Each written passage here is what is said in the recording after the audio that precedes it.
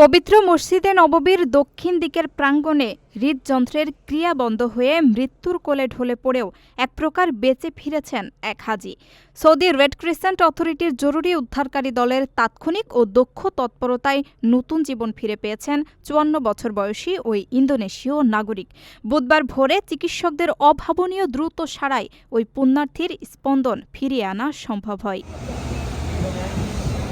Saudi red crescent অথরিটির Medina অঞ্চলের মহাপরিচালক ড আহমেদ আল জাহরানি জানান, বুধবার ভোর ৫টা ২৮ তাদের মেডিকেল ডিসপ্যাচ সেন্টারে এই জরুরি অবস্থার খবর পৌঁছায়।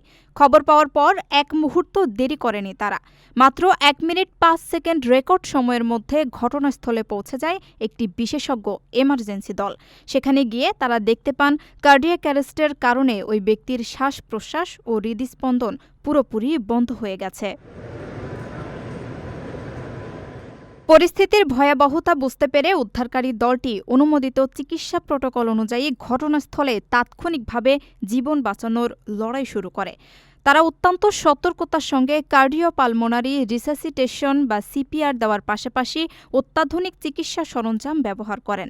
তাদের এই নিরলস চেষ্টায় একসময় ওই পুণ্যার্থীর হৃদস্পন্দন আবার ফিরে আসে এবং তিনি প্রাণে বেঁচে যান।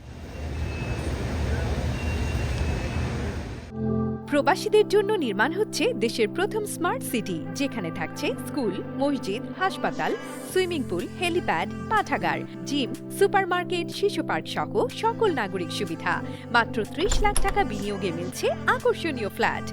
প্লাটিনাম ইনভেস্টরদের জন্য ঢাকা বিমানবন্দরে ভিআইপি প্রোটোকল সুবিধা। বিস্তারিত জানতে যোগাযোগ করুন স্ক্রিনে দেয়া হোয়াটসঅ্যাপ অথবা ইমো নাম্বারে।